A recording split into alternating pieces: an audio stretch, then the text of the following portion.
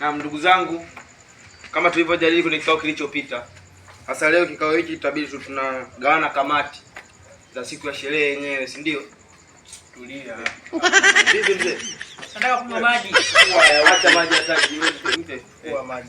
Sasa huo ni ufisadi sasa. Hayo, sasa huyo hayo maji si maji. Siku zote bwana unakunywa haya na unalizika hayo ya nini? Mchukua maji yako. Wewe ukiangalia maji una. Haya basi tuendelee sasa. Haya. Kama tutavyoanza blaza ngupya, tutampa kitengo, yeye atakuwa msimamizi wa pale jikoni. Ndio utasimamia jikoni. Naam, tunakuja kwa Zubeli hapa. Wewe utakuwa mlinzi wa parking. Watu uko salama sana. Jesus. Sasa mimi hapa sijabisha. Kaka, subiri kwanza. Kwa hiyo umeangalia, subiri kwanza. Yaani unajua kuna vitu vingine sasa hivi tusivunjane heshima. Hapa tunakaka subiri kwanza sijaongea. Tupo hapa na kaka yetu mkubwa, sawa? Lakini kuna vitu vingine unataka tunavunjana heshima. Unajua hiyo katika kupanga kamati wako pote, hata kama ni kunisaminisha.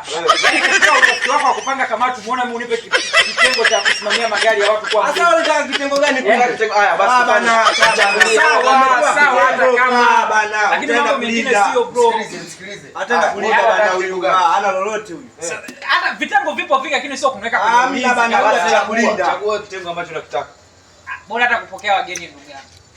Sasa kupokea wageni si ndio hivyo hivyo. Unapokea wageni kuliko kulinda magari ya watu. Mambo ni yale watu. Mambo ni yale nakwambia. Una point wewe, kaa kimya. Simushani zoea mimi sina point, basi tuendelee. Blaza yetu hapa Abdul. Wewe aujourd'hui aussi c'est kiongozi pale hightech. Daila. Le monde part en couille. Au kaka, tumeshapitisha kwanza. Au kaka, inatoka wapi? Sasa si brother yetu huyu. Ndio. Unataka kuongea nini?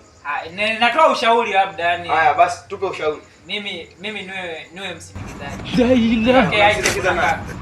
Le monde part en couille.